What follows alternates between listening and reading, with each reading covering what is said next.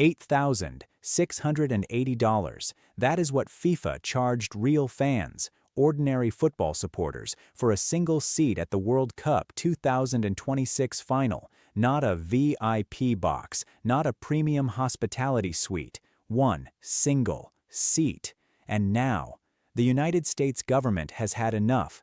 FIFA has been officially subpoenaed. There is a live legal investigation, and the whole world is watching. Stay right here, because what we are about to reveal will make your blood boil. Welcome to FIFA Revolt, the channel that says what everyone is thinking, but nobody in mainstream media dares to say. Today we are breaking down the biggest ticketing scandal in the history of football, how FIFA turned the beautiful game into a cash machine, how they manipulated millions of fans using fake scarcity and psychological tricks, and how two U.S. attorneys general finally decided enough is enough. This story has corruption, legal action, government subpoenas, and a FIFA president who thinks he can do whatever he wants. Let's get into it. The prices that shocked the world. Let's start with the numbers, because the numbers alone tell you everything you need to know about how FIFA views football fans. For the 2026 World Cup final at MetLife Stadium in New Jersey, FIFA was charging up to $8,680 for a front row seat. Group stage tickets that were originally listed at $51 in September 2025 had quietly jumped by an average of 34% by April 2026. 34% in just a few months, with zero explanation. And this is not just expensive by football standards. Compared to the 2022 Qatar World Cup, these prices are in a completely different universe.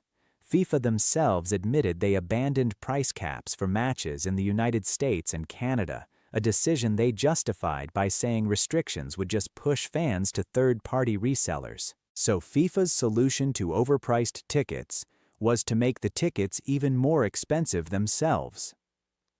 The fake scarcity trick. But the price is only half the story. Because what FIFA did next is genuinely one of the most dishonest things we have ever seen from a sporting organization. A law professor at the University of San Francisco, Derek Howard, said it perfectly, and I quote, "FIFA has been using what we might call scare tactics to create demand for a ticket, telling people they have to pay the high prices because if they don't, they will miss out on a once-in-a-lifetime event. And the problem is that consumers have no way of knowing whether that is even true. That is called FOMO marketing, fear of missing out. It is the same trick used by dodgy online sellers and scam websites, and FIFA, the governing body of the world's most popular sport, was using it on football fans. And here is the proof that it was fake.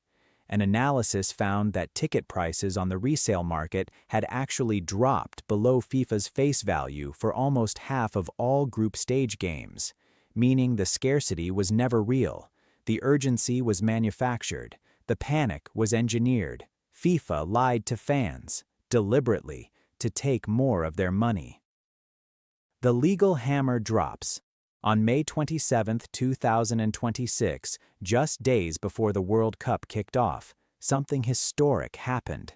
New York Attorney General Letitia James and New Jersey Attorney General Jennifer Davenport issued official legal subpoenas to FIFA. Not a warning. Not a letter. Subpoenas, meaning FIFA is now legally required to hand over internal documents, pricing decisions, and communications with fans.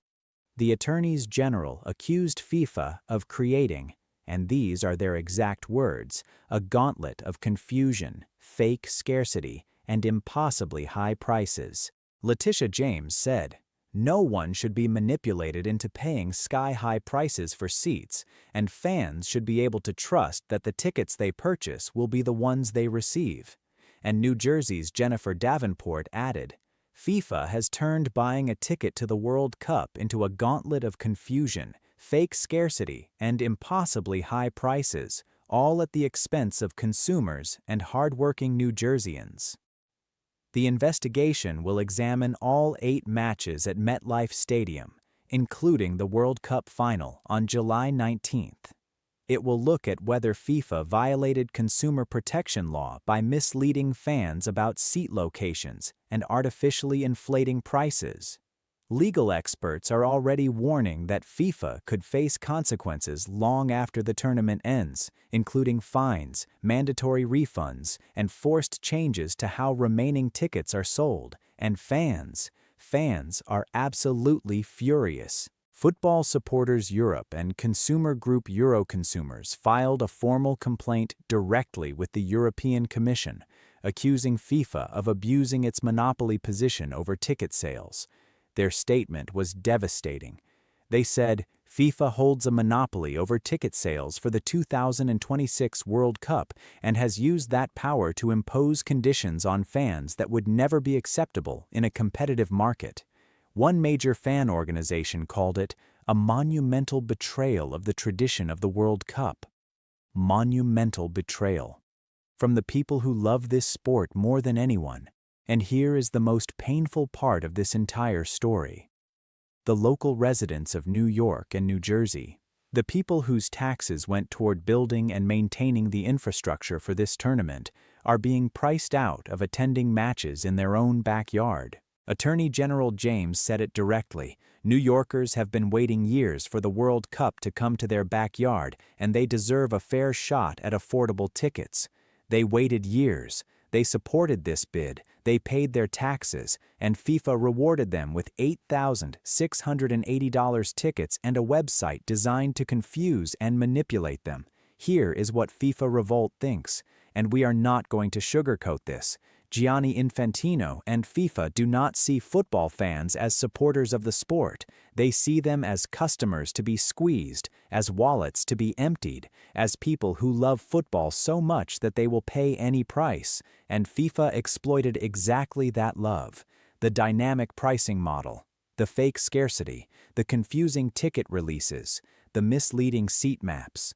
None of this happened by accident. This was a deliberate strategy designed in boardrooms to extract maximum money from the people who make football what it is. And the fact that it took 2 state attorneys general and a formal EU complaint to get any accountability tells you everything about how much FIFA respects its own fans.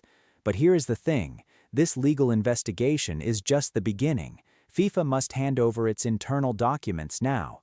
The world will see exactly how these decisions were made, who approved them, and what they knew.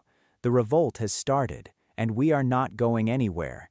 If you are as angry about this as we are, hit that subscribe button right now, because this story is not over. We will be covering every single development of this legal investigation as it happens. Drop your thoughts in the comments. How much would you pay for a World Cup ticket? And do you think FIFA will actually face real consequences this time? Share this video with every football fan you know. The more people who know the truth, the harder it becomes for FIFA to hide. This is FIFA Revolt. The fans are fighting back.